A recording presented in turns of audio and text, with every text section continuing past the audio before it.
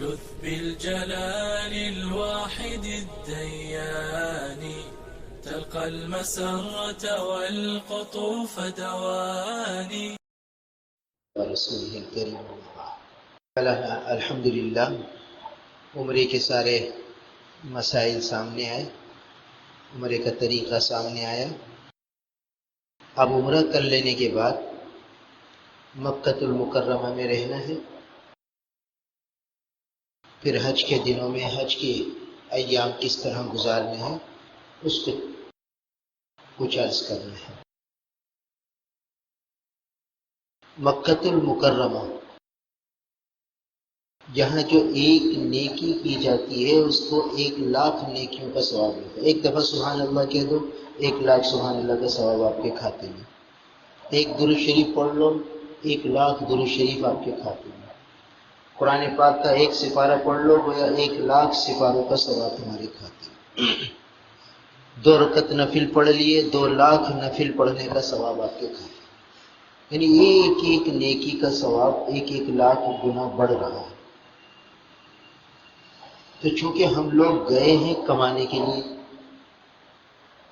گوانے کے لیے نہیں گئے، کمانے کے لیے گئے، تو کمانے والا جو ہوتا ہے نا تاجر، اس کی پوری توجہ یہ ہوتی ہے کہ یہ گھاٹ کو بھی میں کیش کروں، اس کو بھی کیش کروں، اس کو بھی کیش کروں، اور گھاٹ کے آنے سے وہ پریشان نہیں ہوتا، خوش ہوتا ہے، اور اس کی کوشش یہ ہوتی ہے کہ ہر گھاٹ کو ڈیل کروں اور اچھی طریقے سے اس کو میں وہ آئٹم دے کر اس سے نفع کماؤں۔ ہر تاجر کی یہ خواہش ہوتی ہے۔ تو اب ہم وہاں گئے ہیں کمانے کے لیے، اس لیے ہماری پوری کوشش یہ ہو کہ ہم زیادہ سے زیادہ وقت حرم شریف میں گزاریں، مسجد حرام میں گزاریں۔ اچھا ہوتا کیا ہے، نفس اور شیطان چونکہ ہمارا دشمن ہے، وہ ہمیں یہ کہے گا کہ یار بیت اللہ تو نظر آ نہیں رہا، بیت اللہ نظر نہیں آتا تو مزہ نہیں آتا، اب کیا کریں، دل نہیں لگ رہا، چلو گھر چلو۔ یعنی عنوان کتنا خوبصورت بنا رہا ہے کہ بیت اللہ نظر نہیں آ رہا تو اب کیا کریں یار، انہوں نے ایسی پابندی لگا دی ہے، اب نیچے جا نہیں سکتے مطاف میں، یہاں اوپر سے بیت اللہ نظر نہیں آ رہا، اب کیا کریں، طبیعت لگ نہیں رہی، مزہ بھی نہیں آتا، بیت اللہ دیکھتے ہیں آنکھیں ٹھنڈی ہوتی ہیں، یہ سوچ کے پھر وہ کہتا ہے بھائی بیت اللہ دیکھنے کی اپنی فضیلت ہے اور مسجد حرام کی اپنی فضیلت ہے۔ کوئی عام مسجد ہے، بہت، یعنی یوں سمجھیے کہ ساری دنیا کی مسجدوں میں سب سے افضل ترین مسجد حرام ہے، اور ہم یہاں اس مسجد حرام کو چھوڑ کر جا کر ہوٹل میں بیٹھ جاتے ہیں اور ہوٹل میں باتیں کرتے ہیں، وقت کا ضیاع ہو جاتا ہے ہمارا۔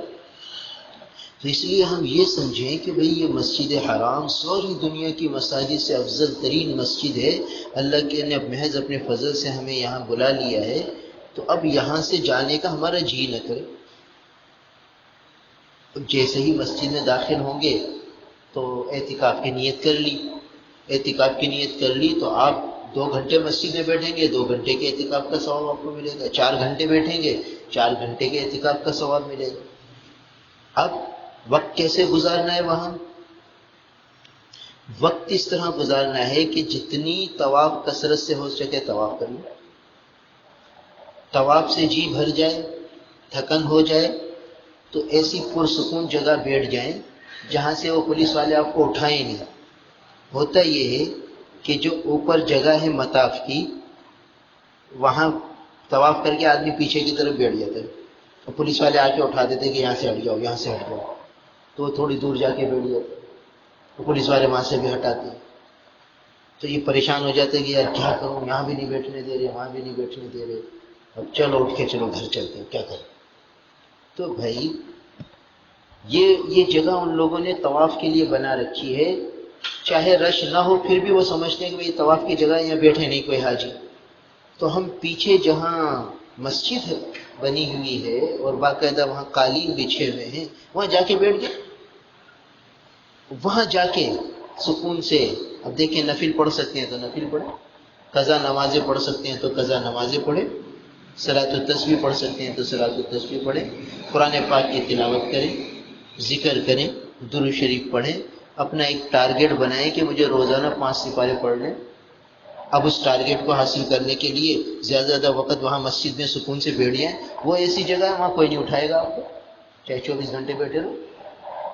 اس جگہ زیادہ یعنی ایسا نہیں ہوتا کہ کوئی وہاں سے آپ کو اٹھائے کچھ کرے، بس وہاں سکون سے بیٹھے رہو اور اپنے اعمال کرتے رہو.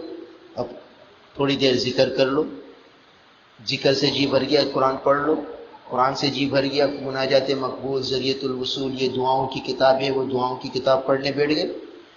اس سے جی بھر گیا تو لیٹ گئے. وہاں اعتکاف کی نیت تو ہے آپ کی، کمر سیدھی کر لی، وہاں لیٹنے پر آپ کو کوئی منع نہیں کرے گا. آدھا گھنٹہ لیٹے لیٹے کچھ پڑھتے رہو، نیند آ گئی بہت اچھی بات ہے، کوئی حرج نہیں. اٹھ کر پھر وہیں پیچھے نلکے لگے ہوئے ہیں وہاں جا کے وضو کر لو، واپس آ کے پھر وہاں بیٹھ جاؤ. بس ہوٹل تو ہم صرف اور صرف کھانے کے لیے اور سونے کے لیے جائیں، اس کے علاوہ ہمارا جی ہوٹل میں نہ لگے. بس بیت اللہ کے لیے، مسجد حرام کے لیے تڑپتا رہے. ہمیں مسجد حرام میں آنا ہے اور وقت ہمیں وہاں گزارنا ہے حتی الامکان. بس وہاں تو ہم ضرورت کے لیے جائیں گے کہ بھئی کھانے کا وقت ہے، کھا لیا، آرام کر لیا اور پھر فوراً مسجد میں آ گئے. ابھی مسجد میں آ کر اپنا ایک شیڈول بنا لیا کہ کتنی دیر تلاوت کرنی ہے، 500 دفعہ درود شریف پڑھنے، 500 کلمے کی تسبیح پڑھنی ہے. یہ اپنا ایک شیڈول بنا لو، اسی کے مطابق اپنا وقت گزارو. بھئی 5 طواف کرنے ہیں روزانہ اوپر کے، اب 5 طواف ہو گئے، اب قرآن کی تلاوت کی فکر کرو اور ذکر کی، دعاؤں کی. پورا وقت انشاءاللہ ایسا قیمتی بن جائے گا اور بوجھ بھی نہیں ہوگا. جہاں تھوڑی تھکن ہو بس وہیں لیٹ گئے، کسی کو دیکھنے کی ضرورت ہی نہیں ہے. اپنے لیٹے، اپنا تو آدھا گھنٹہ سکون سے نیند ہو گئی، اٹھ کر جا کے وضو کر کے پھر واپس آ کے اپنے اعمال میں لگ گئے. تو اس طریقے سے زیادہ وقت حرم شریف میں گزارنا ہے. پھر اگلی بات کہ نفلی عمرہ کرنا ہوتا ہے تو مسجد عائشہ چلے جائیں، وہاں سے عمرہ کر سکتے ہیں. مسجد جیرانہ ہے، وہاں چلے جائیں، وہاں سے عمرہ کر سکتے ہیں. تو یہ 2 مقام ایسے ہیں جو مسنون ہیں، یہاں سے عمرہ کر سکتے ہیں. جدہ جائیں، جدہ سے واپسی میں جی کرے تو عمرہ کر سکتے ہیں، نہ کریں تو ضروری نہیں ہے. اور عمرے کے لیے بھی ایسا وقت منتخب کریں جس میں بیچ میں کوئی نماز نہ آئے. اچھا کیا ہوتا ہے کہ بہت سے لوگ مسجد عائشہ میں عمرے کی نیت کے لیے جاتے ہیں تو وہاں بعض اوقات وہاں نماز پڑھ لیتے ہیں. اور بات یہ ہے کہ مسجد عائشہ حدود حرم سے باہر ہے. مسجد عائشہ میں آپ ایک دفعہ سبحان اللہ پڑھیں گے تو ایک ہی سبحان اللہ کا ثواب ملے گا، کیونکہ وہ حدود حرم سے باہر ہے. اور جیسے حدود حرم میں آئیں گے تو ایک دفعہ سبحان اللہ پڑھیں گے تو 1,00,000 سبحان اللہ کا ثواب. اب لوگ سمجھتے ہیں کہ یہ مسجد عائشہ ہے، یہ بڑی مبارک جگہ ہے، تو چلو یہاں نوافل پڑھنے لگ جاؤ. وہاں 2 گھنٹے لگا دیں گے اور یوں سمجھے کہ بھئی مبارک جگہ ہے تو چلو. بھئی مبارک جگہ تو اپنی جگہ ہے، مگر وہاں ہمیں کمائی تو کم مل رہی ہے نا، وہاں پروفٹ تو کم ہے. 2 رکعت کے ثواب 2 رکعت ہی ہے. حدود حرم میں آگے پڑھیں گے تو 2 رکعت 2,00,000 ہے، تو ہم اپنے پروفٹ کو ضائع کر رہے ہیں. وہاں تو ہم اس مجبوری میں گئے ہیں کہ ہمیں عمرے کی نیت کرنی ہے، تو ہم رات کو 2 وقت مناسب ہوتے ہیں وہاں جانے کے لیے. ایک تو رات کو کھانا کھا لیا، چائے وائے پی لی، احرام کی چادریں اپنے ہوٹل سے ہی باندھ لی، نیچے سے ٹیکسی کرائی آنے جانے کی، اور وہاں جا کے بس 2 رکعت نفل پڑھے، نیت کری کہ اللہ عمرے کے احرام کی نیت کرتا ہوں، اسے قبول فرما، آسان فرما، لبیک اللہم لبیک. 3 دفعہ پڑھا، درود شریف پڑھا اور جلدی سے اٹھ کر آ گئے. وہاں زیادہ رکنے کی ضرورت نہیں ہے، وہ حدود حرم سے باہر کا حصہ ہے، وہ تو ہم صرف نیت کرنے کے لیے گئے. وہاں رکنا کوئی زیادہ نیکی تھوڑی ہے، کوئی زیادہ ثواب تھوڑی ہے. زیادہ ثواب تو حرم میں. تو اس لیے گھر والوں کو بھی کہو کہ بھئی جلدی سے 2 رکعت نفل پڑھو، دعا مانگو، لبیک پڑھو، نیت کرو اور واپس آ جاؤ. اور پھر جلدی سے حرم میں آ کے اب عشاء کے، چونکہ آپ کھانا کھا چکے ہیں، رات کا وقت ہے، رات میں ہی طواف ہو جائے گا، رات میں ہی صحیح ہو جائے گی، اور پھر اپنے فجر پڑھ کر اپنے ہوٹل میں جاؤ تو پوری رات بھی انشاءاللہ قیمتی بن جائے گی.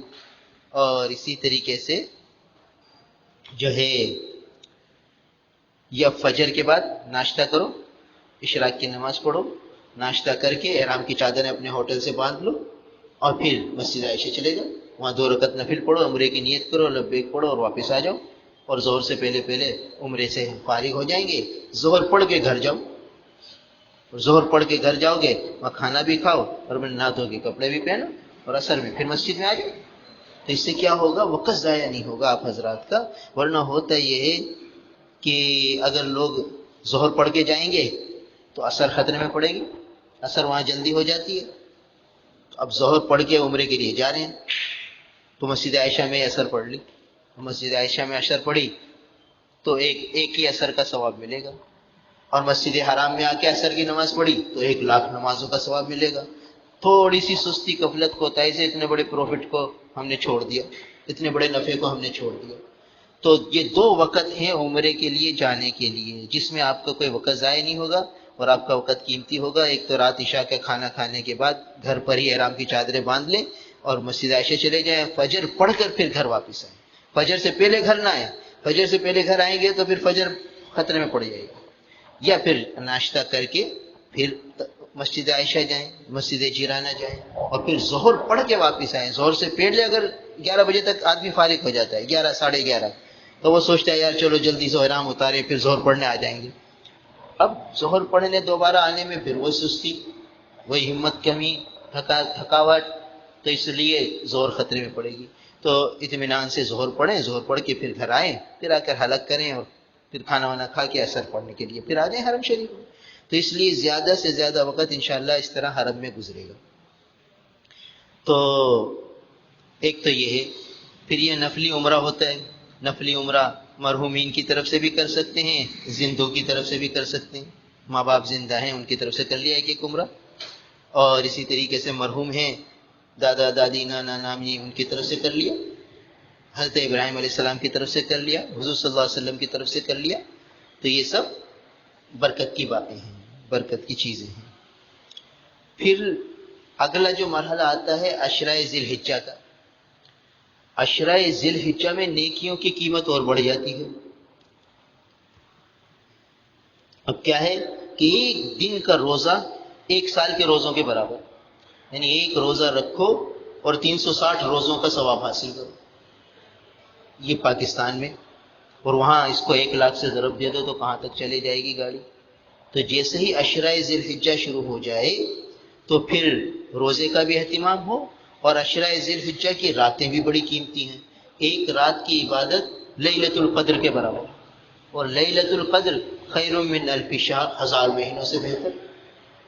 تو جو عشرۂ ذی الحجہ کی وقت کو گزارنے کا طریقہ یہ ہے کہ ہم عشاء کے بعد کھانے کے لیے ہوٹل جائیں، کھانا وغیرہ کھا کے اپنی سحری ساتھ ہی لے جائیں اور رات طوافوں میں گزاریں۔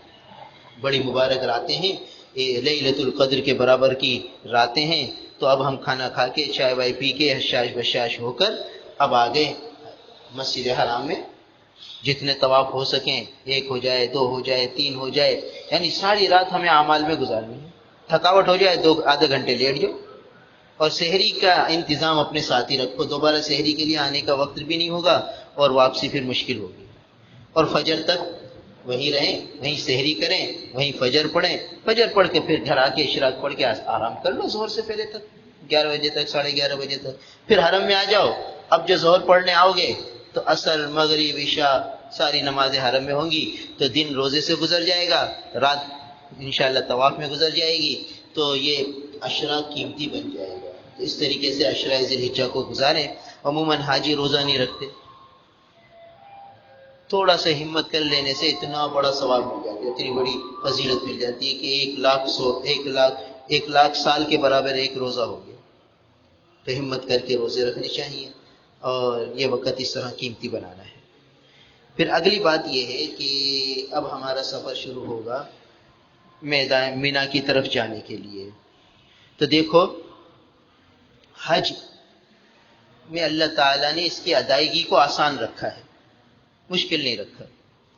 نماز کے اندر جو ہے 13 فرض ہیں، روز پڑھنی پڑتی ہے، 5 وقت فرض ہے، اور 13 فرض ہے نماز میں۔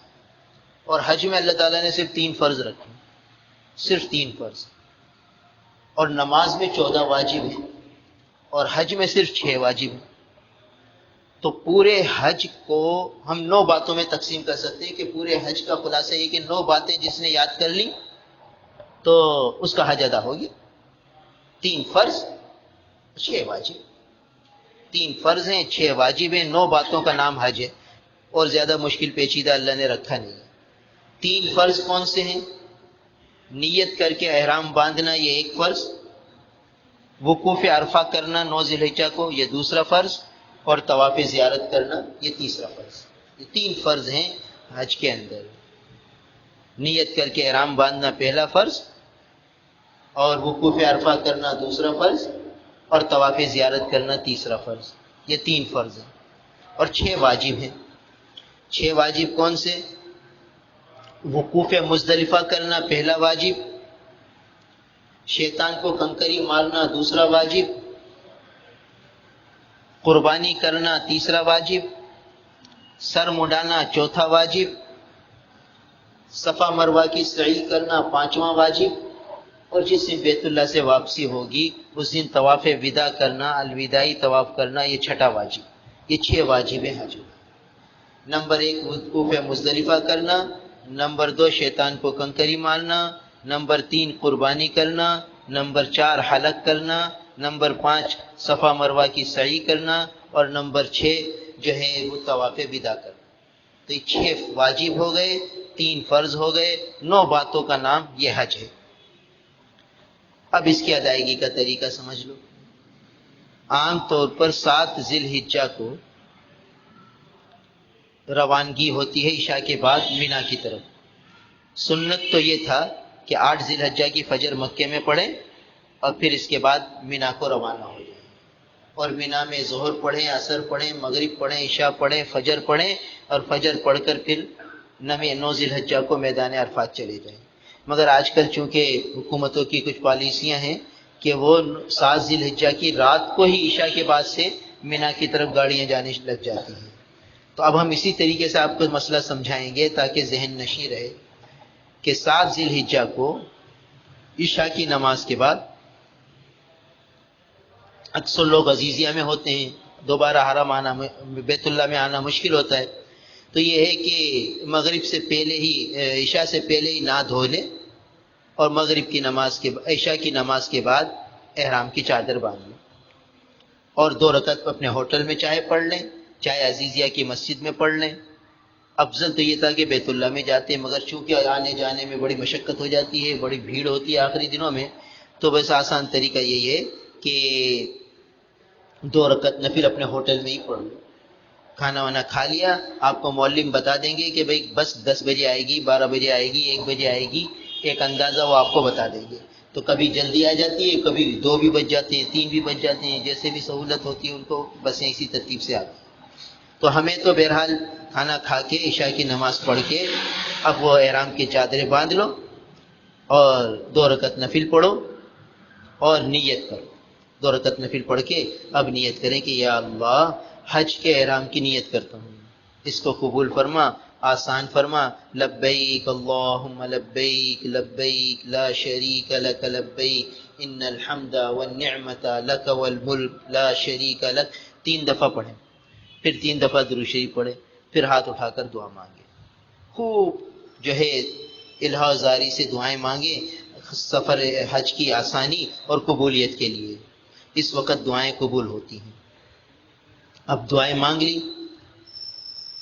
اب احرام کی چادریں ہیں، سر بھی کھلا ہے، 2 پٹی کی چپل ہے. اب تھوڑی تھوڑی دیر بعد لبیک پڑھتے رہیں اور دیکھ لیں بھئی بس آنے کا کتنا ہے. تھوڑی دیر آرام کے لیے لیٹ جائیں تاکہ سکون ہو جائے، آرام کر لیں، بسیں آ جائیں، اطمینان سے بسوں میں سوار ہو جائیں. دیکھو یہاں بھی وہی بات جیسے کل بتلایا تھا کہ حج میں آیا کہ ولا رفث ولا فسوق ولا جدال فی الحج. حج میں جدال نہیں کرنا، جھگڑا نہیں کرنا، اور یہاں بسوں میں چڑھنے کے لیے جھگڑا ہوگا. وہ کہے گا میں پہلے چڑھ جاؤں، کہے گا میں پہلے چڑھ جاؤں. تو بھائی یہاں محبت سے پیار سے سب کو کہے کہ اطمینان سے سب کو ہی پہنچائیں گے. چلو اس بس میں نہیں اگلی بس میں چڑھ جائیں گے، اگلی بس نہیں اگلی بس میں چڑھ جائیں گے، کوئی حرج نہیں. تو اطمینان سے کوشش کریں کہ اطمینان سے جو ہے بسوں میں سوار ہوں. پہلے خواتین کو عام طور پر بسیں کم ہوتی ہیں، افراد زیادہ ہوتے ہیں، تو خواتین کو سیٹوں پر بٹھا دیا جائے، مرد حضرات کھڑے رہے تاکہ آسانی ہو جائے. سب کی خواتین اطمینان سے بیٹھ جائیں، اور کیونکہ سب ہماری مائیں بہنیں ہیں تو ہم یہ کہیں کہ نہیں میں تو اپنی بیوی کے ساتھ بیٹھ جاؤں گا. ہم نے سیٹ روک لی، میں اور میری بیوی ساتھ بیٹھ گئے اور باقی بیچاری خواتین کھڑی ہیں، تو یہ ذرا مناسب نہیں ہے. تو ہم خواتین کو سب کو بٹھا دیں اور مرد حضرات سارے کھڑے رہیں. پھر اس کے بعد لبیک پڑھتے رہیں. اب دیکھو جیسے کل بتایا تھا کہ مادیت اور روحانیت کا مقابلہ ہے وہاں، تو پھر وہی ہوگا کہ بھئی جب ہم بس میں بیٹھیں گے تو روڈ کو دیکھیں گے تو روڈ پر سڑکوں پر نئی نئی جو ہے آپ کو گاڑیاں نظر آئیں گی، نئے نئے ماڈل کی گاڑیاں، بڑی بڑی عمارتیں نظر آئیں گی، بڑی بڑی بلڈنگیں نظر آئیں گی، اور اس پہ خوب جو ہے روشنیاں ہوں گی، اور یہ چیزیں ہمیں اپنی طرف کھینچے گی، اپنی طرف ان کی کشش ہوگی، اور ہمارا میدان اس طرح ہوگا. ہم لبیک بھی پڑھ رہے ہوں گے اور ساری چیزوں کے نظارے بھی کر رہے ہوں گے. اگر ہم نے اس طرح کیا تو ہمیں حج کے انوار برکات کچھ بھی نہیں ملیں گے. تو ہم تفریح کر رہے ہیں، لبیک بھی پڑھ رہے ہیں اور ساری چیزوں کے نظارے بھی کر رہے ہیں. تو عبادت جب ہم نماز پڑھ رہے ہیں تو ہم کہیں بھی نہیں دیکھ رہے، ہماری نگاہ نیچے ہے، سورہ فاتحہ بھی پڑھ رہے ہیں اور ساری چیزیں کر رہے ہیں، نگاہ نیچے ہے، ادھر ادھر نہیں ہے. تو ایسے ہی جب احرام باندھ لیا تو اب ہمارا تصور اور تخیل کہاں ہوگا؟ اب ہم یہ سوچیں گے تصور تخیل میں کہ یا اللہ یہ وہی زمین ہے اور وہی آسمان ہے 14 صدیوں پہلے آپ کے محبوب نبی کریم صلی اللہ علیہ وسلم کا مبارک قافلہ حضرات صحابہ کرام رضوان اللہ تعالی علیہم اجمعین کے ساتھ اسی مکے سے مینا کی طرف روانہ ہوا. اللہ آج مجھ جیسا گناہگار آیا ہے. وہ بھی لبیک پڑھتے تھے، میں بھی لبیک پڑھتا ہوں. ان کی لبیک آپ کو کتنی پسند آ رہی ہوگی اور ان کی لبیک پر آپ کی کیا رحمتیں برس رہی ہوں گی، اور میں گناہ اور سیاہ دل کے ساتھ اور گندی زبان کے ساتھ لبیک پڑھ رہا ہوں. اللہ آپ مجھے معاف فرما دیجیے. بس اس وقت جو آپ کی رحمتیں برسی ہیں انہی کے وسیلے سے مجھے کچھ نواز دیجیے، محروم نہ فرمائیے. تو اب تصور اور تخیل میں صحابہ کا منظر، رسول اللہ صلی اللہ علیہ وسلم کے حج کا سفر، یہ چیزیں ہمارے تصور میں ہوں گی تو روحانیت پیدا ہوگی، مادیت سے توجہ ہٹے گی. تو باہر کی چیزوں کی طرف توجہ نہ ہو، ہم اندر بیٹھے ہوئے ہوں گے، لبیک پڑھ رہے ہوں گے اور صحابہ کے منظر کو سوچ رہے ہوں گے کہ کس طرح حضور صلی اللہ علیہ وسلم کا قافلہ اسی مکے سے مینا کی طرف روانہ ہوا ہوگا، کیا اللہ کی رحمتیں برسی ہوں گی. تو اللہ سے بار بار اللہ ان رحمتوں میں سے کچھ حصہ دے دیجیے. یہ خواتین کو بھی یہی تصور کرواؤ، خود بھی یہ تصور کرو، اور اپنے ساتھ قرآن پاک بھی رکھو، قرآن پاک کی تلاوت بھی چلتی رہے تاکہ وقت ضائع نہ ہو. تو کبھی تو آدھے گھنٹے میں پہنچ جاتے ہیں اپنے مکتب میں، کبھی 1 گھنٹہ لگ جاتا ہے، کبھی 2 گھنٹے بھی لگ جاتے ہیں. تو بس میں وہ رش کے اعتبار سے ہوتا ہے. اب جیسے ہی ہم اپنے مکتب پہ پہنچیں گے تو رات کے کوئی 2 بجے ہوں گے، کوئی 3 بجے ہوں گے، کوئی 12 بجے ہوں گے. اب وہاں ہر ایک کو 1.5 فٹ جگہ ملتی ہے ہر ایک کے لیے، اور سب لوگ بیچارے جو جلدی آ گئے ہیں انہوں نے جگہ روک لی. اب پھر یہاں وہی جدال اور جھگڑے کی صورت بنتی ہے، بھئی ہماری جگہ نہیں ہے، ہماری جگہ نہیں ہے. تو پیار محبت سے، نرمی سے سب کو سمجھایا جائے کہ بھئی ہم سب تم اللہ کے مہمان ہیں، مل جل کر تھوڑی تھوڑی جگہ میں وقت گزار لیں گے، تھوڑی سی راتیں گزر جائے گی. تو اس لیے وہاں بھی اطمینان سے، صبر سے، سکون سے سب کو جگہ کروا کے دو، سب کو محبت سے، پیار سے سمجھا کر. یہ اللہ کا شکر ہے کہ تھوڑی سی پیار سے، نرمی سے جب بات کی جاتی ہے تو سب کے دلوں میں بات اتر جاتی ہے اور ہر ایک جگہ دینے کے لیے تیار ہو جاتا ہے، سب کو تھوڑی تھوڑی جگہ ملتی ہے. تو اس طریقے سے وہاں سب کا اکرام کرتے ہوئے تھوڑی تھوڑی سی جگہ میں آرام کریں، اور رات اسی طرح لبیک پڑھتے ہوئے احرام کی حالت میں گزارنی ہے. احرام کی حالت میں پاؤں تو ڈھک سکتے ہیں مگر چہرہ اور سر نہیں ڈھک سکتے. تو بعض اوقات وہاں بہت تیز کولنگ ہوتی ہے اے سی کی، تو ٹھنڈ لگتی ہے، سردی لگتی ہے. تو کمبل بھی وہ لوگ رکھتے ہیں باریک قسم کے، مگر یہ ہے کہ بعض اوقات سردی زیادہ ہوتی ہے تو وہ حاجی بے ساختہ سر کے اوپر بھی لے لیتا ہے. تو یہ ذرا احتیاط کے خلاف ہے. صرف سینے تک ہم چادر رکھیں گے، سر اور چہرے کو چادر سے نہیں ڈھانپیں گے، اس کا ذرا خیال رہے. پاؤں بھلے ڈھک لیں، کوئی حرج نہیں. اور یہ رات گزر جائے گی. کوشش کریں کہ ہمارا وقت فجر سے 1 گھنٹے پہلے جاگ جائیں. کیونکہ وہ وضو استنجے کی جگہ پر بہت رش ہوتا ہے، تو پہلے ہی سے وضو استنجے سے فارغ ہو کر اپنے خیمے میں آ جائیں اور وہاں پھر جماعت فجر کی نماز ہوگی، فجر کی نماز اطمینان سے پڑھ لیں۔ فجر کی نماز کے بعد پھر اشراق تک ذکر دعاؤں میں لگے رہیں، اور اشراق پڑھ کے پھر ناشتہ کر کے تھوڑا آرام کر لیں، کیونکہ آج 8 ذی الحجہ کو یہاں رکنا سنت ہے اور نمازیں پڑھنا سنت ہے، کوئی فرض واجب کچھ بھی نہیں ہے آج، تو ہم اطمینان سے وہاں نوافل پڑھتے رہیں گے، تلاوت کرتے رہیں گے۔ کوشش یہ کریں کہ مینا کی اس گھاٹی میں کم از کم ایک قرآن پاک ختم کریں۔ آج 8 ذی الحجہ کا وقت ملے گا، پھر 11 ذی الحجہ، 12 ذی الحجہ، یہ 3 دن ہمیں ملیں گے، تو 3 دن میں کوشش کریں کہ مینا کے اندر رہتے ہوئے اور عرفات کے اندر بھی، مینا، عرفات، مزدلفہ میں سب جگہ ملا کر ایک قرآن ہم ختم کریں، اور ایک قرآن ختم کر کے کیا کریں، اس کا ثواب ان تمام اولیاء کاملین اور اللہ کے نیک بندوں کو پہنچا دیں جو اس میدان عرفات مزدلفہ مینا میں آئے، کہ ہماری طرف سے یہ ہدیہ ان کو پہنچے۔ اس کا اہتمام کر لیں کہ ایک قرآن ہمارا ضرور مینا، عرفات، مزدلفہ کے سفر کے دوران ہو۔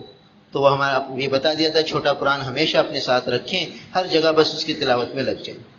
تو اب ہمارا کام تلاوت، ذکر، دعا یہی ہوگا، اور کوئی خاص کام نہیں ہوگا۔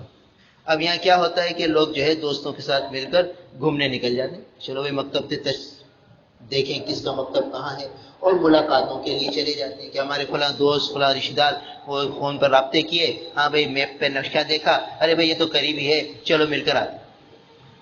بھائی یہ وقت ملاقاتوں کا نہیں، یہ تو اللہ سے لو لگانے کا ہے۔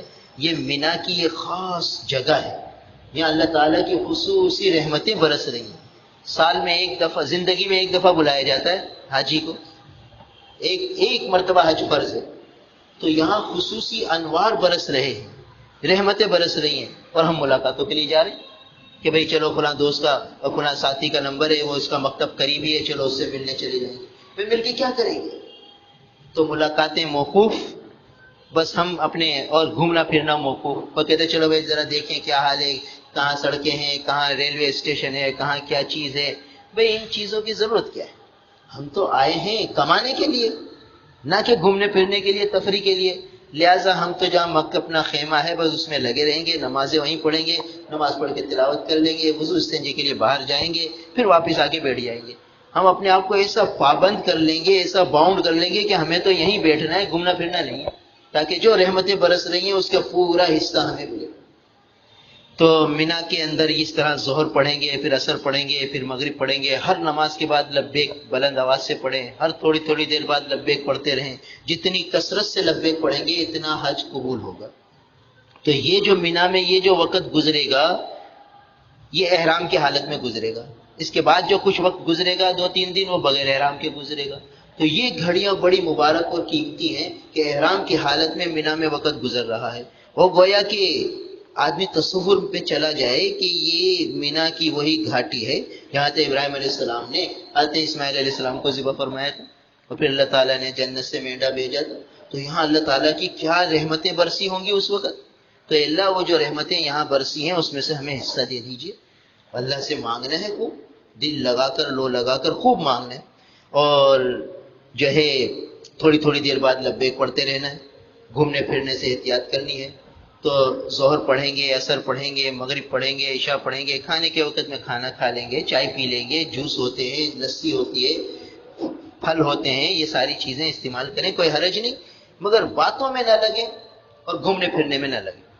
یہاں تک کہ عشاء کے بعد بسیں آنے لگ جاتی ہیں، اور آپ کو معلم بتا دیں گے کہ بھئی 10 بجے بس آئے گی، 11 بجے بس آئے گی، تو آپ جو ہے اس رات ہی کو وضو استنجا کر کے تھوڑی دیر آرام کر لیں، جیسے ہی بسیں آئیں تو وضو کر کے بس میں بیٹھ جائیں، اور لبیک پڑھتے ہوئے اب ہمارا سفر شروع ہوگا مینا سے عرفات کی طرف۔ اور وہی بات، وہی تصور کہ رسول اللہ صلی اللہ علیہ وسلم اور صحابہ کا مبارک قافلہ اسی مینا کی گھاٹی سے، وادی سے عرفات کے میدان کی طرف روانہ ہوا تھا۔ یہی آسمان اور یہی زمین، یہی لباس، اللہ کا شکر ہے کہ آج اللہ نے ہمیں یہ نعمت سے نواز دیا کہ وہی لباس ہے، وہی مقام ہے، وہی زمین، وہی آسمان، وہی صدائیں لبیک کی۔ تو اللہ ہم تو ہمارے تو دل سیاہ ہیں، آپ اپنے فضل سے اپنی رحمتیں نازل فرما دیجئے، اور جو یہاں رحمتیں خاص آپ کی اس وقت برسی تھیں وہ آج بھی موجود ہیں۔ جیسے اللہ کی ذات لافانی ہے، اللہ کی رحمتیں بھی لافانی ہیں، وہ بھی ہمیشہ کے لیے ہیں۔ تو وہ رحمتیں جو اس وقت وہاں برسی تھیں، اے اللہ اس میں سے ہمیں حصہ دیجئے۔ اور پھر وہی روز سفر ہوگا، لبیک پڑھتے رہیں، قرآن پاک کی تلاوت کرتے رہیں، بعض اوقات تو آدھے گھنٹے میں ہم عرفات میں اپنے مقام پر پہنچ جائیں گے، بعض اوقات 1 گھنٹہ 2 گھنٹے 3 گھنٹے بھی لگ جائیں گے، یہاں تک کہ رات 12 بجے 1 بجے 2 بجے 11 بجے 10 بجے عرفات پہنچ جائیں گے۔ عرفات میں مچھر بھی ہوتے ہیں اور تھوڑے لائٹ کا نظام بھی گڑبڑ ہوتا ہے، تو بہرحال وہاں جو ہے بس شامیانہ لگا ہوا ہوتا ہے اور اپنے آپ کو بس اس کے اندر رکھ سونا ہوتا ہے۔ تو اپنے ساتھ 2 چادریں لے جائیں تاکہ عورتوں کو ایک خیمہ نما بنا کر، چادروں کی ایک آڑ بنا کر اپنی خواتین کو اس میں رکھ دے تاکہ بے پردگی نہ ہو۔ اکثر وہاں ایسا بے پردگی ہو جاتی ہے کہ ایک طرف مرد ہوتے ہیں ایک طرف عورتیں ہوتی ہیں، تو ہمارے پاس جو چادریں ہوں گی تو ہم اس کا ایک خیمہ نما بنا کر عورتوں کو اندر کی طرف کر دیں گے۔ اور خود جو ہے رات ہے، بڑی قیمتی رات ہے، مبارک رات ہے، عرفہ کی رات ہے، اس لیے اس رات میں ہم کچھ اعمال کر لیں گے، کچھ صلاۃ و تسبیح پڑھ لیں، ذکر کر لیں، تلاوت کر لیں۔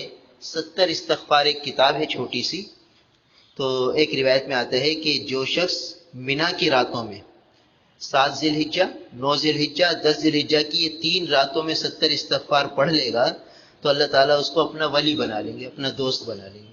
اس وقت تک اس کو موت نہیں دیں گے جب تک اس کو ولایت کا مقام نہیں دیں گے۔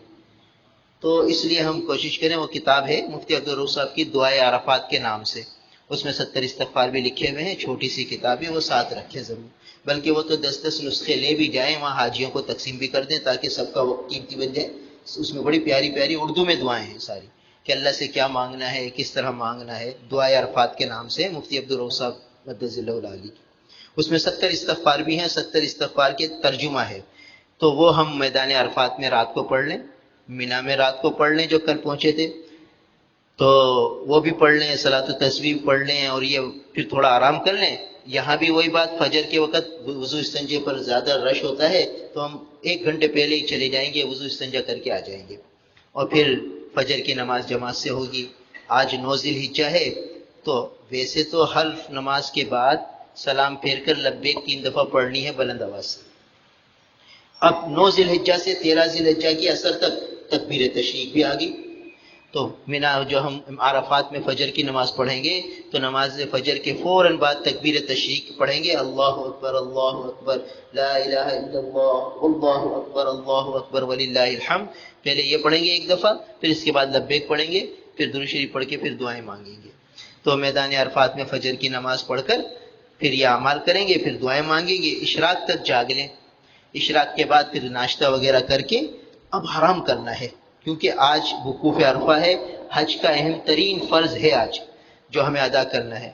اب یہاں کیا غلطی ہوتی ہے حاجیوں سے کہ نوجوان دوست مل کر کہتے چلو مسجد نمرہ دیکھ کر آتے، اور ناشتہ واشتہ کر کے مسجد نمرہ کے مینار نظر آتے ہیں تو یوں لگتا ہے جیسے قریبی ہے، اور وہ جب جاتے ہیں چلتے ہیں تو 1-1.5 گھنٹہ لگ جاتا ہے، 1 گھنٹہ جانے میں 1 گھنٹہ آنے میں، تو پھر جب آتا ہے تو تھکن سے چور ہوتا ہے، جب تھکن سے چور ہوتا ہے تو جب وقوف عرفہ کا وقت آتا ہے دعائیں مانگنے لگتا ہے تو نیند آتی ہے، جھٹکے آتے ہیں نیند کے، اور جو قیمتی ترین وقت تھا جس کے لیے اتنے لاکھوں روپے خرچ کیے تھے وہ وقت نیند کی نظر ہو جاتا ہے، تھکاوٹ کی نظر ہو جاتا ہے۔ تو اس لیے مسجد نمرہ دیکھنا کوئی ثواب کی چیز نہیں ہے، وہ تو حد سے پہلے ہی جب آپ کو زیارات کے لیے لے جائیں گے تو مسجد نمرہ دکھا دیں گے۔ ابھی تو ہم کمانے کے لیے آئے ہیں اور خوب اللہ کی رحمتوں کو حاصل کرنے کے لیے آئے ہیں، تو اس لیے اپنے ساتھیوں سے کہیں گے کہ بھئی ہم تو نہیں جاتے، بھلے کتنا اسرار جو سامنے ہی نظر آ رہی ہے ذرا دیکھ کر آتے ہیں۔ بھئی اشراق پڑھی، ناشتہ کیا اور 2-2.5 گھنٹے کے لیے سو گئے، 10 بجے تک آرام کر لو، کیونکہ یہ آرام آپ کو کام دے گا وقوف عرفہ کے دوران، جس وقت آپ کو 4 گھنٹے تک دعائیں مانگنی ہیں، لمبی دعائیں مانگنی ہیں، تو طبیعت میں بشاشت ہوگی، نشاط ہوگا تو آپ اچھی طرح دعائیں مانگ سکیں گے، ورنہ تو تھکن میں کچھ بھی نہیں کر سکیں گے۔ تو اس لیے 10 بجے تک آرام کر لو، ناشتہ کیا اور 10 بجے تک سو گئے، 10 بجے اٹھ کر وہی وضو استنجے کے لیے چلے جاؤ، وہاں بھی لمبی لمبی قطاریں لگی ہوتی ہیں، تو بہرحال اطمینان سے کھڑے ہو جائے۔ یہاں ایک بات یاد رکھنے کی ہے، دیکھو شیطان اور نفس ہمارا دشمن ہے، اس کی پوری کوشش یہ ہوتی ہے کہ اس کو یہ جو حج کے دوران جتنے انوار برکات ملے ہیں سب اس کے ختم ہو جائیں۔ اس کی مثال یوں سمجھ لو کہ بھئی ایک آدمی دودھ میں چوپر میں دودھ لے کر جا رہا ہے اور کوئی اس میں سوئی چبھو دے تو تھوڑی سی دیر میں سارا دودھ گھل جائے گا اور خالی چوپر خالی ہو جائے گا۔ ارے بھئی کہاں چلا گیا؟ حالانکہ تھوڑی سی تو سوئی لگائی ہے، زیادہ بڑا سوراخ تھوڑی ہوا ہے، مگر سارا دودھ تھوڑی سی دیر میں ختم ہو جائے گا۔ ایسے ہی ہم جب وہاں اعمال کر رہے ہوں گے تو بہت سارے انوار برکات ہمیں نصیب ہوں گے انشاءاللہ۔ اب شیطان کو یہ کیسے گوارا ہوگا؟ تو کیا ہوگا کہ جب ہم واش روم میں لائنوں میں لگے ہوں گے نا تو طبیعت میں تھوڑا الجھن ہوگی۔ بعض لوگ بیچارے دیر سے فراغت حاصل کرتے ہیں، بعض جلدی فارغ ہو جاتے ہیں۔ اب جو بیچارہ دیر سے فارغ ہوگا تو آدمی پیچھے سے آوازیں کستے ہیں، طنزیہ جملے بولتے ہیں کہ ابھی تک بیٹھا ہوا ہے، ابھی تک نکلا نہیں ہے، عجیب عجیب جملے، پھر سب ہنستے ہیں۔ بس ادھر ہم نے کوئی جملہ بولا، وہ سمجھو سوئی لگ گئی، شیطان نے سوئی لگا دی اور ہمارے سارے انوار ظاہر ہو گئے۔ یا کوئی تھوڑی دیر میں سے نکلا تو ہم نے غسیلی آواز میں اس کو کہا کہ ارے اتنی دیر لگاتے ہیں کیا، سارے لوگ پریشان ہو رہے ہیں، تمہیں کوئی پرواہ نہیں ہے۔ اور اتفاق ایسا ہوتا ہے کہ دھوپ بھی تیز ہوتی ہے اور وہ دھوپ میں کھڑے ہونے کی وجہ سے جو ہے وہ طبیعت میں غصہ آ جاتا ہے۔ اب وہ بیچارہ اس طبیعت بیچارے کی دیر سے فارغ ہوا تو ہمیں غصہ آ گیا، ہم نے تو اتنی دیر لگاتے ہیں، سارے لوگ پریشان ہیں تمہاری وجہ سے، جلدی نہیں کر سکتے کیا؟ بس ادھر ہم نے یہ کہا ہمارے انوار ظاہر ہو، وہ اتنی نعمت جو اتنا جمع کیا تھا سب برباد۔ تو احرام کی حالت میں بھائی اللہ کا بندہ ہے، وہ کوئی شوق سے تھوڑی بیٹھا ہوا تھا بیچارہ، مجبوری میں بیٹھا ہوا تھا، اس کو کوئی خوشی تھوڑی ہو رہی تھی، وہ تو خود پریشان تھا کہ جلدی سے فارغ ہو، جلدی سے نکلو۔ تو ہم اس کو طنزیہ جملے بول رہے ہیں، تو وہاں بیچارے حاجی اس طرح ہنسی مذاق کر رہے ہوتے ہیں، طنزیہ جملے بول رہے ہوتے ہیں۔ بھائی یہ تو ہم جب کھڑے ہوئے ہیں تو ہم کیا کریں گے؟ اپنے لبیک پڑھتے رہیں گے اور اپنے ہاتھ میں تسبیح رکھتے ہوئے چوتھا کلمہ، تیسرا کلمہ، درود شریف، استغفار، 15 منٹ میں 12 منٹ میں نمبر آ ہی جاتا ہے، زیادہ زیادہ 20 منٹ میں نمبر آ جائے گا۔ نمبر آ جائے تو پھر اپنے وضو استنجے سے فارغ ہو جائیں۔ اس میں ایک آسان حل یہ بتایا جاتا ہے کہ وہاں وضو پر بھی رش ہوتا ہے، واش روم میں بھی رش ہوتا ہے، تو ہم کیا کریں؟ واش روم سے فارغ ہو کر واش روم میں ہی وضو کر لیں، تو وضو پر رش کی جگہ پہ جلدی جلدی وضو کر لیں، 4 فرض ادا کر لیں تاکہ لوگوں کو بھی پریشانی نہ ہو اور جو ہے آسانی سے وضو وہاں ہو سکتا ہے، کوئی حرج نہیں۔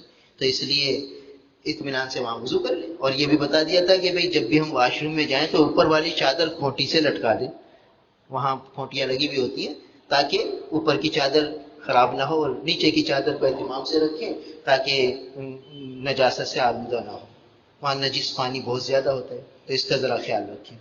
تو بہرحال یہ ایک لمحہ ایسا ہوتا ہے کہ جس میں سارے انوار برکات ظاہر ہو سکتے ہیں۔ تو یہاں ہم صرف ذکر میں لگیں گے، دعاؤں میں لگیں گے، جو ہنسی مذاق کر رہے ہیں ان کو منع بھی نہیں کریں گے، اپنے کام میں لگیں گے، کسی کو کچھ کہنے کی ضرورت نہیں۔ آپ اس کو سمجھانے جائیں گے وہ 4 جملے تمہیں بول دے گا اور پھر اور الٹی بحث شروع ہو جائے گی۔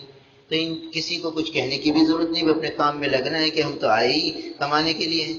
تو اس لیے 10-11 بجے اٹھ کر وقوف عرفات کی نیت سے جا کے وضو کر لیں گے اور وضو وغیرہ کر کے اب آ جائیں گے اپنے خیمے میں، اپنے مقام پر۔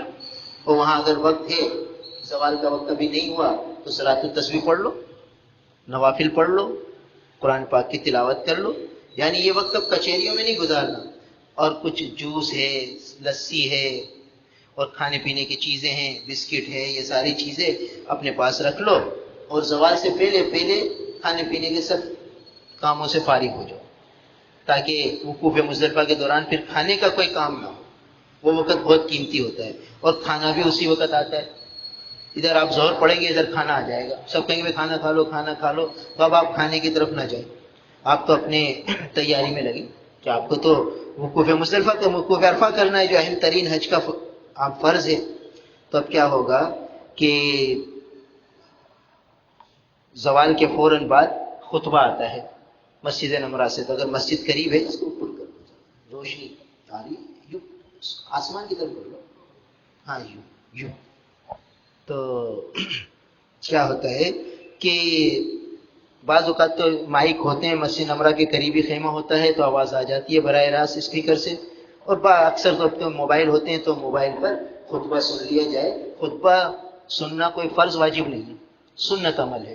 تو اگر آواز آ رہی ہے، ہمارے پاس نیٹ کا سسٹم ہے، تو خطبہ سن لیا جائے. جب حج کا خطبہ ہو جائے تو پھر اب ظہر کی نماز پڑھنی ہے. جماعت سے اپنی اذان دیں اور اقامت دیں، ظہر کی نماز پڑھیں. عصر کی نماز عصر کے وقت میں پڑھیں. عصر کی نماز جو ہے عصر کے وقت میں پڑھیں گے، ظہر کی نماز ظہر کے وقت میں پڑھیں گے. جو مسجد نمرہ میں امام کے پیچھے پڑھیں گے وہ ظہر عصر ساتھ پڑھ سکتے ہیں.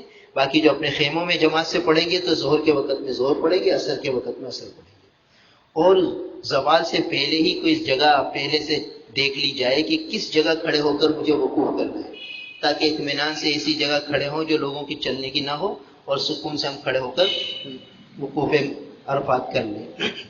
اب ظہر کی نماز ہو گئی، تکبیر تشریق بھی پڑھ لی، لبیک بھی پڑھ لی، اور ظہر کی نماز کی سنتیں وغیرہ پڑھ کر اب حج کا دوسرا فرض شروع ہو رہا ہے.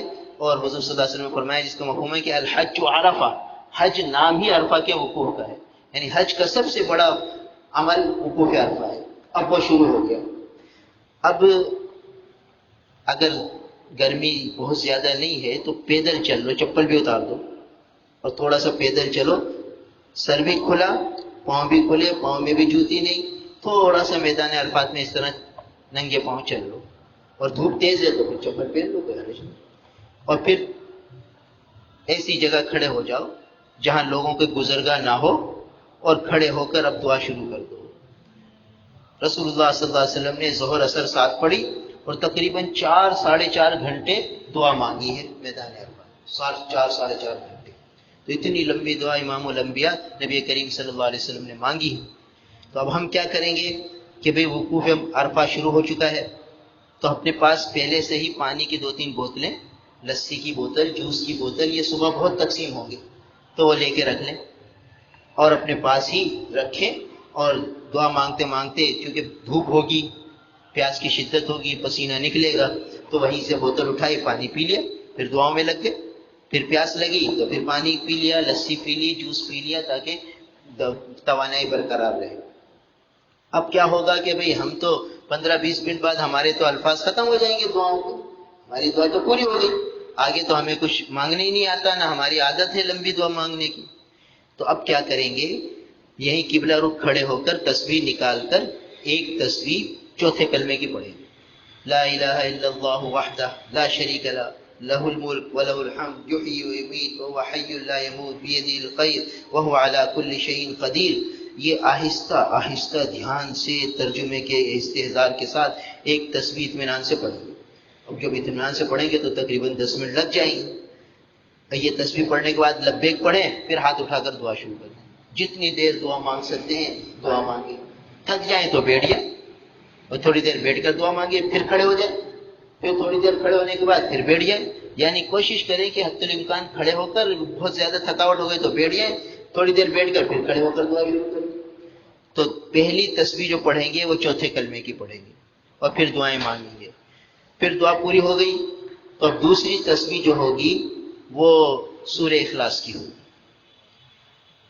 اعوذ باللہ من الشیطان الرجیم بسم اللہ الرحمن الرحیم قل هو اللہ احد اللہ الصمد لم یلد ولم یولد ولم یکن له کفوا احد.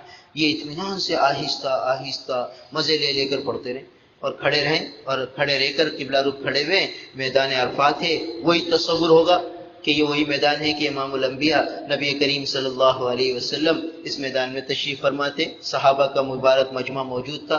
کتنے انبیاء علیہ السلام اس میدان میں آئے ہیں، کتنے اولیاء کاملین اس میدان میں آئے ہیں. آج اللہ تعالیٰ نے مجھ سیاکار، خطاکار، گناہ گار کو اس مبارک میدان میں کھڑا کر لیا. تو اللہ جو رحمتیں ان نیک بندوں پر آپ کی برسی ہیں اس میں سے مجھے حصہ دیجیے.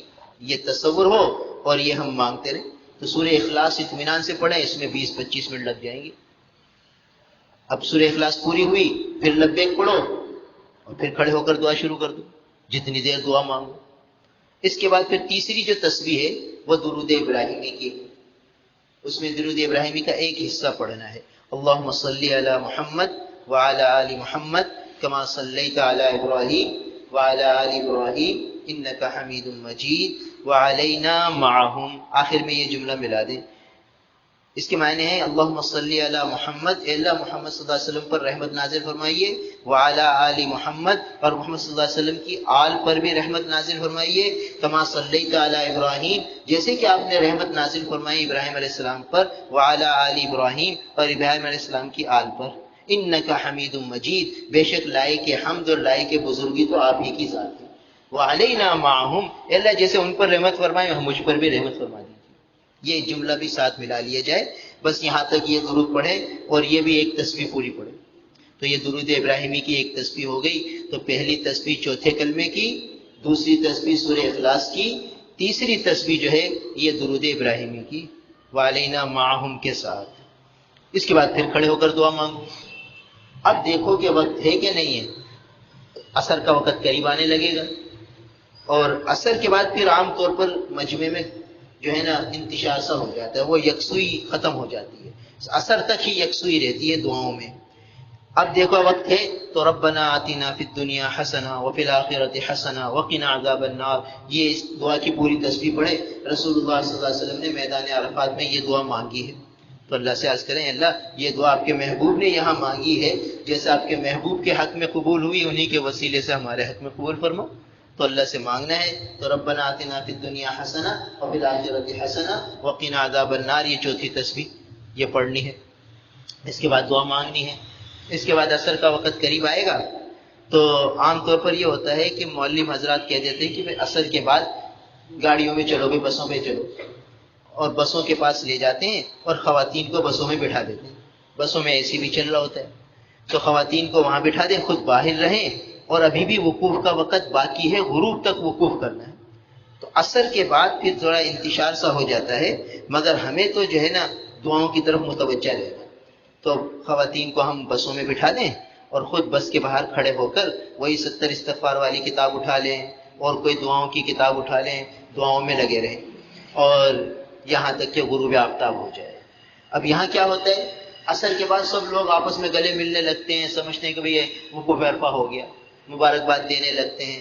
ارے بھئی ابھی تو وقوف عرفہ کا وقت باقی ہے، ابھی کوئی مبارکبادی کا وقت تھوڑی ہے، ابھی تو اللہ کی طرف اور متوجہ ہونا ہے، آخری گھڑیاں ہیں، پھر پتہ نہیں کب میدان عرفات میں زندگی وفا کرے، آ سکیں گے نہیں آ سکیں گے، ابھی یہ مبارک لمحات ہیں، یہ ملاقاتوں کے باتوں کے نہیں ہیں، تو پوری اللہ کی طرف متوجہ ہونے کے ہیں۔ تو عصر کے بعد بھی بس یہ ہوگا کہ خواتین کو ساتھ لے کر ہم بسوں میں چلے جائیں گے، ان کو اطمینان سے بسوں میں بٹھا دیں گے، ان کو کہو بس میں بیٹھ کر اپنے یہی تسبیحات پڑھتی رہو، ذکر کرتی رہو، تلاوت کرتی رہو اور دعاؤں میں لگو رہو۔ بس اصل وقوف عرفہ نام ہی دعاؤں کا ہے، تلاوت بھی زیادہ نہیں کرنی، ذکر بھی اتنا نہیں کرنا جتنا کہ دعاؤں میں لگنا ہے، کہ رسول اللہ صلی اللہ علیہ وسلم کی اصل سنت 4 گھنٹے دعا مانگنے کی تھی۔ وہ تو یہ ذکر اذکار اس لیے بتا دیے جاتے ہیں کہ ہمارے لیے اتنی لمبی دعا مانگنا ممکن نہیں، اس لیے اس ذکر اذکار میں بھی لگ جائیں۔ تو اب کیا ہوگا کہ عصر کی نماز کے بعد خواتین بسوں میں بیٹھ جائیں گی، ہم باہر کھڑے ہو کر دعاؤں میں لگ جائیں گے، یہاں تک کہ غروب آفتاب ہو جائے گا۔ غروب آفتاب کے بعد بسیں چلنے لگیں گی۔ اب جب ہم بسوں میں سوار ہو جائیں گے تو لبیک پڑھتے رہے، اور لبیک پڑھتے پڑھتے یہ ہمارا قافلہ مزدلفہ کی طرف روانہ ہوگا، اور کوئی 10 بجے، کوئی 11 بجے، کوئی 12 بجے مزدلفہ پہنچ جائے گا۔ ویسے تو عرفات سے مزدلفہ 25 منٹ کا راستہ ہے، اگر روڈ بالکل کلیئر ہو تو 20 منٹ میں بھی پہنچ جائیں گے، اور اگر بسوں کی جو رش ہوتا ہے تو 2 گھنٹے بھی لگ جاتے ہیں، 3 گھنٹے بھی لگ جاتے ہیں۔ تو بہرحال جب بھی ہم مزدلفہ پہنچیں گے تو وہاں پہنچ کے وضو استنجا کریں گے، اور ایک اذان دیں گے، پھر اقامت دیں گے، اور پھر جماعت سے مغرب کی نماز پڑھیں گے۔ آج ہمیں مغرب کی نماز عرفات میں نہیں پڑھنی۔ بعض اوقات یہ ہوتا ہے کہ بسیں بہت دیر کر دیتی ہیں اور وہیں کھڑی رہتی ہیں، آگے جانے کا ان کو موقع ہی نہیں ملتا، اور جو گورنمنٹ میں ہوتے ہیں ان کی بسیں ہی نہیں آتی تو وہ بیچارے خیمے میں ہی بیٹھے رہتے ہیں۔ تو اب وہ سوچتے ہیں ارے مغرب کا وقت ہو گیا، کیا کریں؟ تو آج مغرب ہمیں عرفات میں نہیں پڑھنی، مغرب ہمیں مزدلفہ میں ہی پڑھنی ہے، بھلے رات کے 12 بجے پہنچے، 1 بجے پہنچے، 2 بجے پہنچے، جتنی بھی دیر سے پہنچے، مزدلفہ میں پہنچ کے مغرب پڑھنی ہے۔ تو مزدلفہ میں پہنچ کر وضو استنجا کر کے پہلے اذان دیں گے، اقامت دے کر مغرب پڑھیں گے، پھر سنت نفلیں نہیں پڑھیں گے، فوراً ہی عشاء کی نماز پڑھیں گے۔ مغرب پڑھیں گے، تکبیر تشریق پڑھیں گے، لبیک پڑھیں گے، پھر کھڑے ہو کر عشاء کی نماز پڑھیں گے، پھر عشاء کی نماز پڑھ کر وہی تکبیر تشریق پڑھیں گے، لبیک پڑھیں گے اور دعا مانگ کے پہلے مغرب کے نفل پڑھیں گے، پھر عشاء کے مغرب کی سنتیں پڑھیں گے، پھر عشاء کی سنتیں پڑھیں گے، پھر وتر پڑھیں گے، اور پھر جو ہے کچھ کھانا پینا کر لو اور تھوڑا آرام کر لو۔ یہاں بھی مزدلفہ میں یہ رات قیمتی ہے تو 70 استغفار پڑھ لو، اللہ ہمت دے صلاۃ التسبیح پڑھ لو، یعنی پوری رات قیمتی بنانی ہے، 1-2 گھنٹہ آرام بھی کر لو۔ اور یہاں بھی وہی بات، وضو استنجے پر بڑا رش ہو جاتا ہے فجر کے وقت میں، تو 1 گھنٹے پہلے ہی اٹھ کر وضو استنجے کے لیے چلے جاؤ اور وضو استنجا کر کے اپنی جگہ پر آ کر اپنے اعمال میں لگ جاؤ۔ تہجد کا وقت ہے، تہجد کی نماز پڑھو اور خوب دعاؤں میں لگو۔ اب فجر کی نماز اندھیرے میں پڑھنی ہے، جیسے رمضان میں جلدی پڑھتے ہیں ہم، تو اندھیرے میں ہی فجر کی نماز پڑھ کر اب کھڑے ہو کر دعا مانگنی ہے۔ یہ وقوف مزدلفہ ہے جو پہلا واجب ہے حج کا۔ آج 10 ذی الحجہ کی صبح ہو گئی ہے اور پہلا واجب شروع ہوا حج کا، وقوف مزدلفہ۔ یہ جو رات گزاری تھی یہ تو سنت تھی، اور اب فجر کے بعد تھوڑی دیر کھڑے ہو کر دعا مانگنا یہ واجب ہے، اس کو وقوف مزدلفہ کہتے ہیں۔ اور روایت میں آتا ہے کہ رسول اللہ صلی اللہ علیہ وسلم نے میدان عرفات میں 4 گھنٹے دعائیں مانگی اپنی امت کے لیے، اور اپنی امت کی بخشش کروا لی، مغفرت کروا لی، مگر 2 آدمیوں کے حق میں دعا قبول نہیں ہوئی، ایک ظالم اور ایک قاتل، جس نے بغیر جرم کے کسی کو قتل کر دیا، اور ایک ظلم کرنے والا لوگوں پر، ان کے حق میں قبول نہیں ہوئی۔ اللہ کے رسول صلی اللہ علیہ وسلم نے مزدلفہ میں رو دھو کے ان کے حق میں بھی قبول فرمایا کہ اللہ آپ ظالم اور قاتل جو مظلوم ہے اپنے خزانے غیب سے اسے دے دیجیے، اور قاتل کو بھی مقتول کو بھی اپنے خزانے غیب سے دے کر قاتل اور مظلوم ظالم کو بھی اللہ بخش دیجیے۔ تو اللہ تعالیٰ نے اپنے حبیب کی دعائیں یہاں مزدلفہ میں قبول فرمائیں۔ تو مزدلفہ میں 15 سے 20 منٹ قیام وقوف کرنا ہے۔ اس وقوف میں بھی ہم چوتھا کلمہ پڑھیں گے، لبیک پڑھیں گے اور اللہ تعالیٰ کی حمد و ثنا کریں گے، اور خوب الہ زاری سے دعاؤں میں کھڑے لگے ہوئے، فجر کی نماز پڑھ کے کھڑے ہو کر قبلہ رخ خوب دعائیں مانگنی ہے، اور دعا کے دوران لبیک بھی پڑھتے رہنا ہے، چوتھا کلمہ بھی پڑھتے رہنا ہے، اور اللہ کی حمد و ثنا بھی کرتے رہنا ہے۔ 15-20 منٹ دعا مانگ کے اب ہمارا قافلہ روانہ ہوگا دوسرے واجب کی ادائیگی کے لیے، جسے کہتے ہیں شیطان کو کنکری مارنا۔ اب یہ جو مزدلفہ سے لے کر شیطان کو کنکری مارنے تک کا جو راستہ ہے وہ تقریباً 2 گھنٹے میں 2 گھنٹے لگیں گے، اور پیدل ہی ہے، اب کوئی گاڑی نہیں ہے۔ ہم مکے سے مینا آئے تھے بس میں، مینا سے عرفات پہنچے تھے بس میں، عرفات سے مزدلفہ پہنچے تھے بس میں۔ اب مزدلفہ سے جو ہم مینا جائیں گے اور مینا سے جو مکہ جائیں گے، یہ سب پیدل ہی پیدل پیدل ہی پیدل پیدل ہی پیدل، بیچ میں رکنے کی بھی جگہ نہیں ہوتی، تو تقریباً 2 گھنٹے پیدل مسلسل چلنا ہوگا۔ اس لیے مزدلفہ سے کچھ جوس کی بوتلیں، کچھ پانی کی بوتلیں یہ اپنے ساتھ بیگ میں رکھ لیں، چلتے چلتے جہاں تقاضا ہو پیاس وغیرہ کا تو پانی وغیرہ پی لیا جائے۔ اور اس میں بہتر یہ ہے کہ وہ جو اسپرے گن ہوتی ہے وہ بھی ساتھ رکھیں۔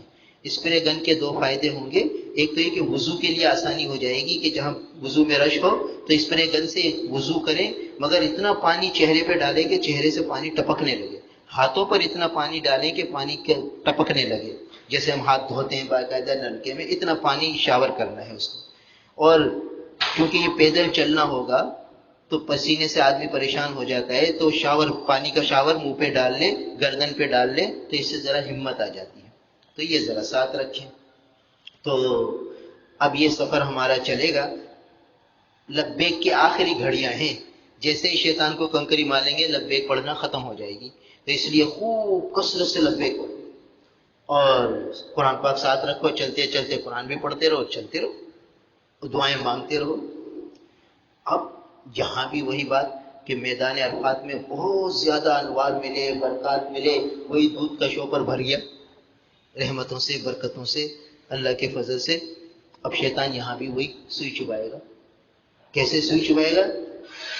اب جاتے جاتے مزاحیہ جملے ذہن میں آئیں گے کہ بھئی اب شیطان کو کنکری مارنی ہے تو ہم شیطان کی ایسی تیسی کر دیں گے، آج شیطان کو یوں کریں گے، آج شیطان کو ایسا کریں گے، ویسا کریں گے۔ بھائی یہ جو رمی جمرہ ہے یہ ایک عبادت ہے، تو عبادت کو ہم مزاحیہ انداز میں لے رہے اور مذاقیں کر رہے، تو اور شیطان یہ چیزیں دل میں ڈال دیتا ہے، اور بے ساختہ کیونکہ سارے رات کے تھکے ہوئے ہوتے ہیں، دن کے تھکے ہوئے ہوتے ہیں، تو ان مذاقوں میں مزہ بھی آتا ہے، تو سارا انوار برکات ظاہر ہو گئے۔ بھائی یہ تو عبادت ہے۔ اچھا بھائی، اب اس سے بچنے کا طریقہ کیا ہے؟ اس سے بچنے کا طریقہ یہ ہوگا کہ ہم تصور اور تخیل میں چلے جائیں گے وہ حضرت ابراہیم علیہ السلام کے زمانے میں، کہ یا اللہ یہ وہی وادی مینا ہے جہاں حضرت ابراہیم علیہ السلام نے اپنے پیارے بیٹے حضرت اسماعیل علیہ السلام کو ذبح کیا تھا، اور فلما اسلما وتلہ للجبین، آسمان سے آیتیں نازل ہو رہی، اور اللہ تعالیٰ نے حضرت جبرائیل امین کو بھیجا، اور انہوں نے جو ہے وہاں دمبا جنت سے لا کر رکھ دیا، اور دمبا ذبح ہوا۔ اب ہم اس منظر اور تخیل میں گم ہو جائیں گے کہ اللہ اس وقت آپ کی کیا رحمتیں یہاں برسی ہوں گی۔ حضرت ابراہیم آپ کی محبت میں ڈوبے ہوئے، حضرت اسماعیل علیہ السلام آپ کی محبت میں ڈوبے ہوئے، بی بی ہاجرہ علیہ السلام آپ کی محبت میں ڈوبی ہوئی، تو ان کے قلوب کی کیا کیفیت ہوگی اس وقت کہ باپ بیٹے کو ذبح کر رہا ہے، تو کیا باپ کے دل میں پر بیت رہی ہوگی، اور ہم یہاں مذاقوں میں لگے ہوئے، کتنا بڑا نقصان کر رہے ہیں۔ تو ہم تصور میں وہ منظر یاد کریں گے تو دل کی رقت پیدا ہوگی، دل میں وہ دھیان پیدا ہوگا کہ یا اللہ ان پر جو آپ کی رحمتیں برسی تھی اس میں سے ہمیں حصہ دیجیے، اور اے اللہ وہ جو ان کے دل میں آپ کی محبت تھی اس کا کچھ ذرہ ہمیں بھی دیجیے، کیونکہ یہ میدان مینا میں کچھ خاص رحمتیں ہیں جو اللہ تعالیٰ حاجی کو دینا چاہتے ہیں، تو ملے گی اس کو جو مانگے گا، جو مانگے گا ہی نہیں تو اسے بن مانگے تھوڑی ملے گی، طالب صادق کو ملے گی۔ تو یہاں عشق و محبت کی داستان رقم ہے، یہاں سے اللہ کا عشق و محبت ملے گا۔ ابراہیم علیہ السلام کو اللہ کے عشق میں فنا تھے، بیٹے تک کو قربان کرنے کے لیے تیار تھے، تو وہ عشق و محبت یہاں سے ملے گا۔ تو وہ کب ملے گا؟ جب پوری توجہ دھیان سے ہم اللہ سے مانگیں گے۔ تو اب یہ دعائیں ہماری چل رہی ہوں گی، ابراہیم علیہ السلام اسماعیل علیہ السلام کی واقعہ ذہن میں ہوگا، اور پھر ان کے لیے دعائیں ہوں گی کہ اللہ حضرت ابراہیم علیہ السلام پر کروڑوں رحمتیں نازل فرما دیجئے، حضرت اسماعیل علیہ السلام پر کروڑوں رحمتیں نازل فرما دیجئے، بی بی ہاجرہ علیہ السلام پر کروڑوں رحمتیں نازل فرما دیجئے۔ ان مقدس ہستیوں کے لیے دعائیں کرتے چلیں گے تو پھر ہماری توجہ ان باتوں سے ہٹ جائے گی، یہاں تک کہ ہم جمرے کے قریب پہنچ جائیں گے، 2 گھنٹے لگیں گے تقریباً، اور مزدلفہ میں رات ہی کو ہم کنکریاں جمع کر لیں گے 70-75، وہاں خوب کنکریاں ہوتی ہیں، اور ایک پانی کی بوتل میں ڈال کر وہ پانی سے اس کو دھو بھی لیں گے کنکریوں کو، اور یہ بوتلوں میں 70-75 کنکریاں ہماری بھری ہوں گی، اور یہ جو ہم لے کر چلیں گے تو جیسے ہی جمرے کے قریب آئیں گے تو وہ بوتل میں سے 7 کنکریاں ہاتھ میں لے لیں گے، پھر بوتل بند کر کے اپنے شوق بیگ میں رکھ لیں گے، اور یہی لبیک پڑھتے ہوئے آخری گھڑیاں لبیک کی آ گئی، جیسے ہی پہلی رمی ہوگی لبیک ختم ہو جائے گی حج کی۔ تو اب لبیک پڑھتے ہوئے یہ تصور کرتے ہوئے کہ اللہ یہ مقدس کلمہ اور یہ مبارک ترانہ اب ختم ہو رہا ہے، نہ معلوم کب زندگی وفا کرے دوبارہ یہ نعمت ملے گی کہ نہیں ملے گی، اور احرام کی بھی تقریباً آخری گھڑیاں آنے لگی ہیں۔ تو اب ہم جب جمرے کے قریب، وہاں 3 جمرے ہیں، پہلا، دوسرا، تیسرا، بات تیسرے جمرے کو مارنی ہے، پہلے کو بھی نہیں مارنی، دوسرے کو بھی نہیں مارنی، تیسرے کو مارنی ہے۔ اور اس کے مارنے کا طریقہ یہ ہے کہ ہم آہستہ آہستہ بالکل جمرے کی دیوار کے قریب چلے جائیں گے، جو باؤنڈری وال بنی ہوئی ہوگی اس کے قریب چلے جائیں گے، چاہے رش ہو بھیڑ ہو، جو ہمارے ساتھ خواتین ہوگی خواتین کو ساتھ رکھتے ہوئے، اور ہم آہستہ آہستہ بڑھتے چلے جائیں گے آگے، تھوڑے دھکے لگیں گے، تھوڑی بھیڑ ہوگی، مگر ہم ساری چیزوں کو برداشت کرتے ہوئے آہستہ آہستہ آگے بڑھیں گے، یہاں تک کہ دیوار کے قریب پہنچ جائیں۔ دیوار کے قریب پہنچ کر پھر بسم اللہ اللہ اکبر رب للشیطان رضن للرحمن یہ کہتے ہوئے کنکری ماریں گے، یا صرف بسم اللہ اللہ اکبر یہ کہہ کے کنکری ماریں گے۔ تو 7 کنکریاں مارنی ہیں، بسم اللہ اللہ اکبر بسم اللہ اللہ اکبر۔ افضل طریقہ تو یہ ہے کہ ہاتھ اتنا پیچھے جائے کہ بغل کی سفیدی ظاہر ہو، اور بسم اللہ اللہ اکبر کہہ کر ایک کنکری، مگر کیونکہ بھیڑ بہت ہوتی ہے، رش بہت ہوتا ہے، تو جب ہم پیچھے کریں گے دھکا لگے گا، کنکری ہاتھ سے چھوٹ جائے گی۔ تو موقع دیکھ کر اگر موقع ملے تو اس سنت پر عمل کر لیں، ورنہ پھر جیسے سہولت ہو بسم اللہ اللہ اکبر بسم اللہ اللہ اکبر یہ دعا کر یہ کنکریاں مارنی ہے۔ اس وقت کی تھوڑی دعا بھی ہے، اللہم اجعل حجا مبرورا وسعیا مشکورا ورزقا، اللہم اجعلہ حجا مبرورا وسعیا مشکورا وذنبا مغفورا، یہ 3 جملے ہیں۔ اے اللہ حج کو قبول فرما اور سعی کو مشکور فرما اور گناہوں کی معافی فرما. اللہم اجعلہ حجا مبرورا وسعیا مشکورا وذنبا مغفورا. ہر کنکری پر یہ دعا مانگنی ہے. تو اگر یہ یاد ہو تو بہت اچھی بات ہے، ورنہ آخری درجے میں بسم اللہ اللہ اکبر کہہ کر یہ 7 کنکریاں مار لیں گے. تو یہ ہمارا دوسرا واجب ادا ہوا. وقوف مزدلفہ پہلا واجب اور شیطان کو کنکری مارنا دوسرا واجب. یہ دوسرا واجب ادا ہوا. اب یہاں سے ہم اپنے ہوٹل چلے جائیں گے. کچھ عزیزیہ میں ہوں گے، جو مکے میں ہوں گے. یہاں سے ہم اپنے اپنے ہوٹلوں میں چلے جائیں گے اور کنکری مار کر جس کو قربانی کے پیسے دیے ہیں اس کو فون کر دیں گے کہ بھئی ہماری کنکری ہو گئی ہے، آپ جلدی سے قربانی کر دو. کیونکہ پہلے کنکری مارنی ہے، پھر قربانی کرنی ہے اور پھر حلق کرانا ہے. یہ 3 چیزوں میں ترتیب لازم اور ضروری ہے کہ پہلے کنکری، پھر قربانی اور پھر حلق. اگر اس میں آگے پیچھے ہو گئے تو دم آ جائے گا. دم ایک بکری ہے، اور دم کے معنی ایک بکری حدود حرم میں ذبح کرنا جو فقیر کھائیں گے، مالدار نہیں کھا سکتے. اور ایک بکری وہاں 600 ریال کی آئے گی. اندازہ لگاؤ کتنے پیسے لگ جائیں گے تھوڑی سی گڑبڑ سے، تھوڑی سی غفلت اور لاپرواہی سے. تو اس لیے جیسے ہی رمی کر لیں ان کو کہہ دیں کہ بھئی ہماری رمی ہو گئی ہے، اب آپ ہماری قربانی کر دیں. پہلے سے وقت طے نہ کریں کہ وہ کہیں ہم 10 بجے تمہاری قربانی کر دیں گے. ہو سکتا ہے 10 بجے تک آپ رمی نہ کر سکیں اور وہ تو 10 بجے قربانی کر دے، آپ کو پریشانی ہو جائے. حالات ہو جاتے ہیں ایسے. تو جب رمی ہو جائے آپ کی اس وقت فون کر دیں کہ بھئی ہماری قربانی کر دیں. آدھے گھنٹے بعد وہ آپ کو اطلاع کریں گے کہ بھئی آپ کی قربانی ہو گئی ہے، تو اب آپ حلق کریں گے. تو جیسے ہی قربانی ہوگی یہ تیسرا واجب ادا ہو گیا حج میں. پھر آپ حلق کر لیں گے. آپس میں ایک دوسرے کا حلق کر سکتے ہیں، کوئی حرج نہیں. بیوی شوہر کا حلق کر سکتی ہے، کوئی حرج نہیں. تو ایک دوسرے کا حاجی حلق کر سکتے ہیں، کوئی حرج کی بات نہیں. تو جب قربانی ہو گئی تو حلق کر لو. چوتھا واجب ادا ہو گیا. حلق کرنے کے بعد اب نہا دھو لو، کپڑے پہن لو، خوشبو لگاؤ. ساری چیزیں جو احرام کی پابندیاں تھی ختم ہو گئی، پوری ہو گئی. صرف ایک پابندی رہ گئی کہ ابھی بھی عورت بیوی حلال نہیں ہے. بیوی حلال نہیں. وہ کب حلال ہوگی؟ طواف زیارت کے بعد. طواف زیارت سے پہلے بیوی حلال نہیں. اچھا، یہ جو 2 مقام ہیں وہاں سب سے زیادہ دم لاگو ہو جاتے ہیں حاجیوں پر. کیا مطلب؟ کہ ہمارا جو حج ہوتا ہے حج تمتع ہوتا ہے، حج قران ہوتا ہے، اس میں قربانی واجب ہوتی ہے. اور ایک حج ہوتا ہے حج افراد، اس میں قربانی نہیں ہوتی. تو بہت سے حاجی جو مصر سے آتے ہیں، بہت سے حاجی جو جدہ سے آتے ہیں، ریاض سے آتے ہیں، قرب و جوار سے آتے ہیں، وہ صرف حج افراد کرتے ہیں. تو وہ کیا کرتے ہیں کہ جیسے ہی رمی کر لیتے ہیں تو قربانی تو ان پر ہے نہیں، وہ وہیں تھوڑا سا آگے جا کے حلق کراتے ہیں. اب ان کا حلق دیکھ کر ہمارے حاجی سمجھتے ہیں کہ بھئی یہ کرا لے تو ہم بھی کرا لیں. ہماری خواتین دیکھتی ہیں کہ ان کی خواتین اپنا بال کینچیوں سے کاٹ رہی ہیں، تو ہماری خواتین بھی جلدی سے چلو بھائی کاٹ لے بال تاکہ آرام ختم ہو جائے. اب اگر انہوں نے قربانی سے پہلے بال کاٹ لیے تو دم آ جائے گا، 600 ریال کی بکری لازم ہو جائے گی. تو اس لیے چوکنا رہنا ہے. خواتین کو بھی سمجھانا ہے کہ بھئی ہم نے رمی کر لی ہے، ہمیں حلق نہیں کرنا جب تک قربانی کی اطلاع نہ آ جائے. قربانی کی اطلاع آ جائے اس کے بعد حلق کراؤ، اس سے پہلے نہ کراؤ. تو اکثر دم یہاں آ جاتے ہیں کہ قربانی سے پہلے حلق ہو جاتا ہے، حلق کر لی جاتی ہے. عورتیں بال کاٹ لیتی ہیں یا مرد حضرات وہ ان کو دیکھ کر کے وہ بھی حلق کرا رہے، ہم بھی حلق کرا لیں، ہاتھ کے ہاتھ ہم بھی فارغ ہو جائیں. تو جب تک قربانی نہ ہو حلق نہیں کرانا. یہ دم یہاں زیادہ آتا ہے. اور دوسرا دم کیا آتا ہے کہ جیسے ہی قربانی ہو گئی تو حلق کرا لیا. حلق کرانے کے بعد نہا دھو لیا، کپڑے پہن لیے، خوشبو لگا لی، پرفیوم لگا لیا، ساری چیزیں ہو گئی. اب بیوی ساتھ ہے، تنہائی ہے، تو جو ہے ملاپ ہو جاتا ہے.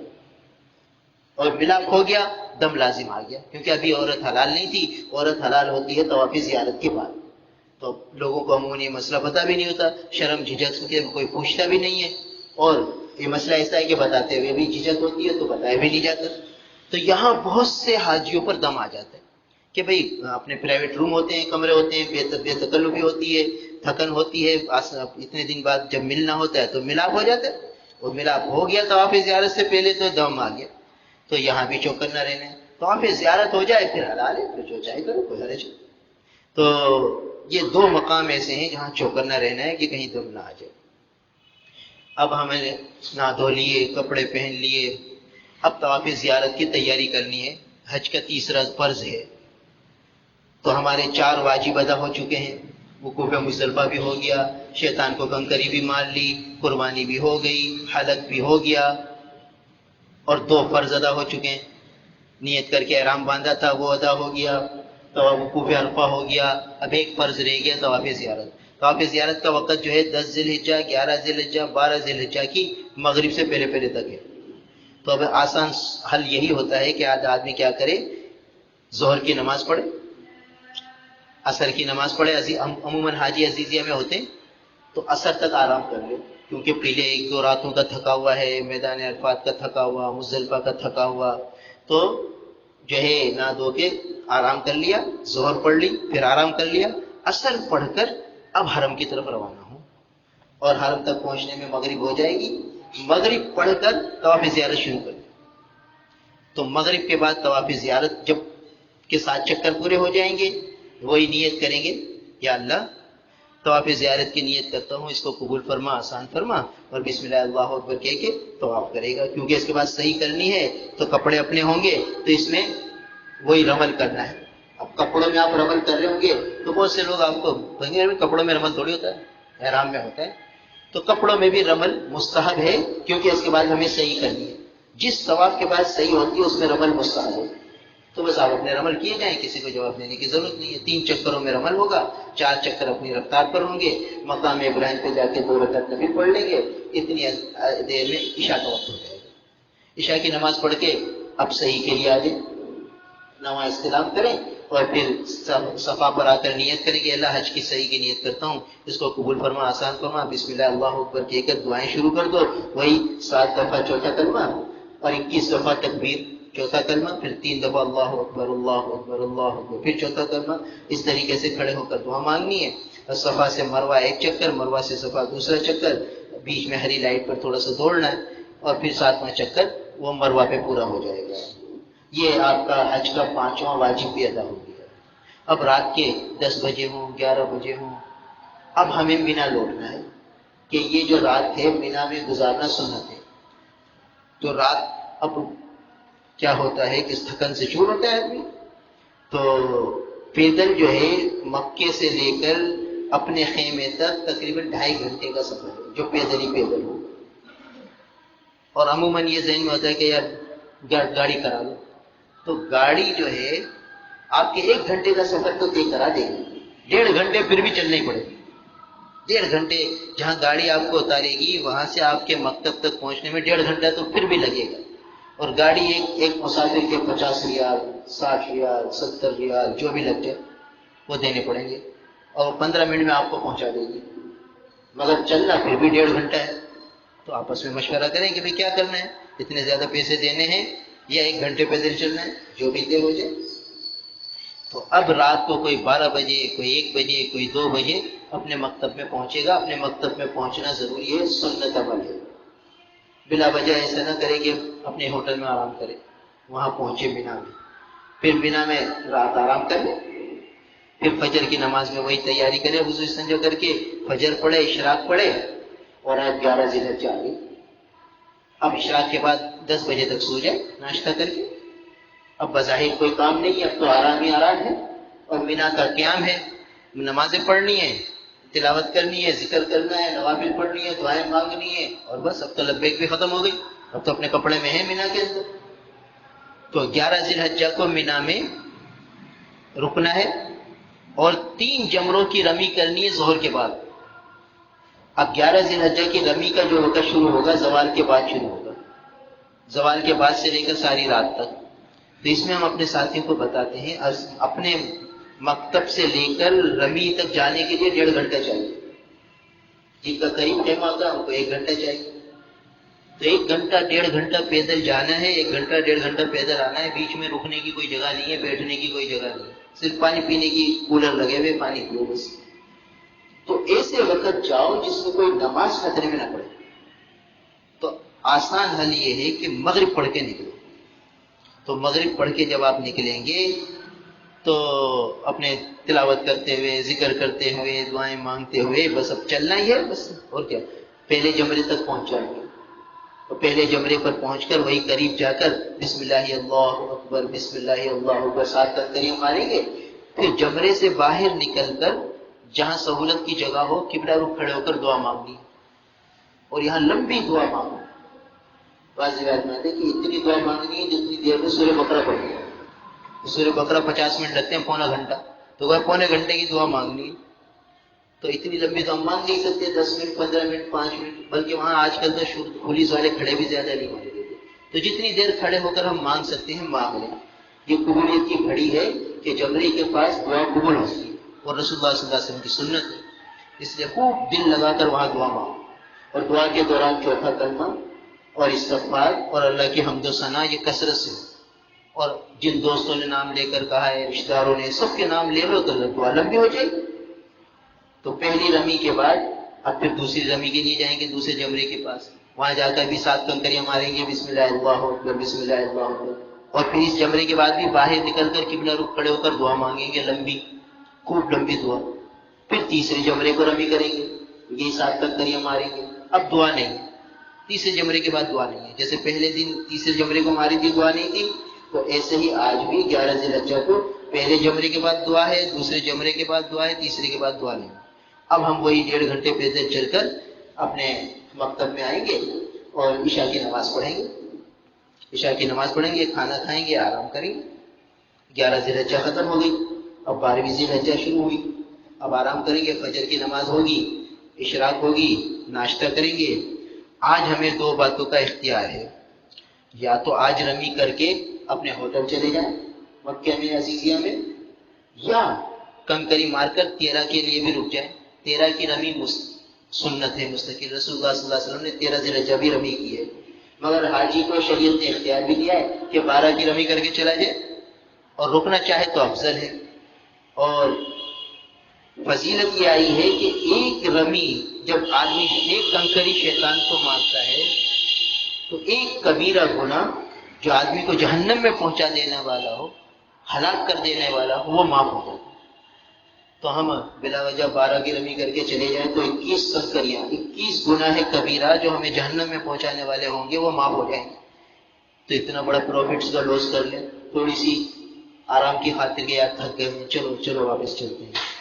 شریعت نے رعایت تو دی ہے، آسانی تو دی ہے، آسانی پہ عمل کرنا چاہیے. تو بھائی جائز تو ہے، مگر افضل یہی ہے کہ 13 کی بھی رمی کرے کہ رسول اللہ صلی اللہ علیہ وسلم نے بھی 13 کی رمی فرمائی ہے. اور پھر کہاں موقع ملے گا یہ مبارک جگہوں پر آنے کا. اللہ کا شکر ہے اللہ ہمیں لے آئے ہیں، نہ معلوم اب آئندہ سال زندگی وفا کرے نہ کرے، پہنچ سکیں، آئیں نہ آئیں. تو اس لیے سعادت سمجھتے ہوئے یہ 13 کی رمی کے لیے بھی رک جائیں. اور ہم اپنے ساتھیوں کو مشورہ یہ دیتے ہیں کہ جب 12 کی رمی عصر کی نماز اول وقت میں پڑھ لیں اپنے خیموں میں، اور پھر رمی کے لیے چلے جائیں 12 کی. وہی پہلے شیطان کو کنکری مار کے دعا مانگے، دوسرے کو کنکری مار کے دعا مانگے، تیسرے کو کنکری مار کے دعا نہیں مانگنی، اور مسجد خیف میں آ جائیں. مینا کی جو بڑی مسجد ہے مسجد خیف ہے، اس مسجد میں 70 انبیاء علیہ السلام تشریف لائے ہیں. اور ایک روایت میں کہ 70 انبیاء علیہ السلام اس مسجد میں آرام فرما رہے. تو اب جہاں انبیاء علیہ السلام آئے ہوں وہ کتنی مقدس و مبارک جگہ ہوگی. اور رسول اللہ صلی اللہ علیہ وسلم نے بھی مینا میں جو قیام فرمایا تھا مسجد خیف میں فرمایا. تو اگر ہماری ایک رات مسجد خیف میں گزر جائے تو کتنی بڑی سعادت کی بات ہے. اور وہاں خواتین کا پورشن الگ ہوتا ہے، مردوں کا الگ ہوتا ہے. تو اس لیے جب ہم 12 کی رمی کر لیں تو اپنے مکتب میں نہ جائیں، اپنے خیمے میں نہ جائیں، بلکہ رمی کر کے ہم مسجد خیف میں آ جائیں. اور مرد حضرات مردوں کے حصے میں چلے جائیں، عورتیں عورتوں والے پورشن میں چلے جائیں. یہاں مغرب پڑھیں، عشاء پڑھیں، فجر پڑھیں، ظہر پڑھیں. ظہر پڑھ کے پھر 13 کی رمی کرتے ہوئے اپنے گھر چلے جائیں. تو یہ پوری مبارک رات ہوگی، مینا کی رات ہوگی، مسجد خیف میں رات گزریں گے، اتنی ساری برکتیں ہمیں مل جائیں گی. اور یہاں کھانے پینے کا عام طور پر انتظام نہیں ہوتا، تو جو آپ اپنے خیمے میں دوپہر کی کھانے وغیرہ کے بنڈل ملیں گے وہ تھوڑے سے محفوظ رکھ لیں، کچھ پھل وغیرہ رکھ لیں. تو یہ آپ کو مسجد خیف میں تھوڑا کھانے کا کام دے جائیں گے تو آسانی ہو جائے گی. تو مسجد خیف میں تھوڑا سا کھانا پینا 12 ذی الحجہ کو اپنے مکتب میں سے جمع کر لیں، اور پھر رمی عشاء کی نماز پڑھ کے تھوڑا سا کھانا کھا لیں، آرام کر لیں مسجد خیف میں. فجر تہجد میں اٹھ جائیں، تہجد کی نماز پڑھیں، فجر کی نماز پڑھیں، اشراق پڑھ کے پھر تھوڑی دیر آرام کر لیں، پھر 10 بجے اٹھ جائیں، پھر اپنی صلاۃ التسبیح ہے، ذکر ہے، دعائیں ہیں، تلاوت ہے، آج پورا قرآن مکمل کرنا ہے اگر رہ گیا ہے تو، پھر ظہر کی نماز پڑھ کر پھر ہم چلیں گے جمروں کی رمی کرنے، وہی پہلے جمرے کی رمی کریں گے، دعا کریں گے، دوسرے کی رمی کریں گے، دعا کریں گے، تیسرے کی رمی کر کے پھر ہم اپنے خیموں میں اپنے ہوٹل چلے جائیں گے، عزیزیہ ہے، مکہ ہے، جہاں بھی ہوگا۔ اب ساری پابندیاں ختم ہو گئی، حج اللہ کے فضل سے پورا ہو گیا۔ اب عصر کی نماز ہم عزیزیہ میں جا کے پڑھیں گے، مغرب پڑھیں گے، عشاء پڑھیں گے، اب طواف وداع کرنا ہے، بس ایک واجب رہ گیا ہمارا۔ اب جس دن ہماری مکہ پاک سے واپسی ہوگی اس دن جو ہمارا آخری طواف ہوگا وہ طواف وداع ہے۔ تو اب ہم اسی دن عشاء کی نماز کے بعد چلے جائیں حرم شریف، دوسرے دن چلے جائیں حرم شریف، اس دن بہت رش ہوتے ہیں حرم شریف میں، اگر 2-3 دن کسی کے رہ گئے ہیں تو وہ تو زیادہ وقت حرم میں گزارے۔ تو پھر طواف وداع کر کے، طواف وداع کا طریقہ بزرگوں نے یہ لکھا ہے کہ بہت افسردہ دل کے ساتھ ہو کہ آج بیت اللہ سے فراق ہے، آج بیت اللہ سے جدائی ہے، کیسے خوشی کے ساتھ بیت اللہ میں آئے تھے اور آج ہمارا بیت اللہ سے رخصت ہونے کا وقت آ گیا۔ تو حسرت کے ساتھ بیت اللہ کا طواف کرے، نیت کرے، یا اللہ طواف وداع کی نیت کرتا ہوں، اسے قبول فرما، آسان فرما، استلام کرے، حجر اسود کے دور سے بوسہ لے اور پھر 7 چکر لگا لے، 7 چکر لگا کر مقام ابراہیم پر دعا مانگے اور پھر بیت اللہ میں الٹے قدموں چلے، یعنی حسرت سے بیت اللہ کو دیکھتا رہے اور الٹے قدم چلتا رہے، اور پھر جہاں موڑنے کا وقت آ جائے تو پھر بار بار حسرت بھری نگاہ سے بیت اللہ کو دیکھتا رہے۔ رکت طاری ہوتی ہے، آنکھوں میں آنسو آ جاتے ہیں، تو بس یہ اللہ سے محبت کا ایک اظہار ہے کہ اللہ تعالیٰ محبوب حقیقی کے دربار سے آج رخصت ہو رہے، تو پھر مڑ مڑ کر دیکھتا رہے، مڑ مڑ کر دیکھتا رہے، یہاں تک کہ بیت اللہ نگاہوں سے ہو جائے۔ تو یہ طریقہ ہے طواف وداع کے بعد بیت اللہ سے واپسی کا۔ تو یہ الحمدللہ حج کا سارا طریقہ ہمارے سامنے آ گیا۔ اور اب کسی ساتھی کے ذہن میں کوئی سوال ہے تو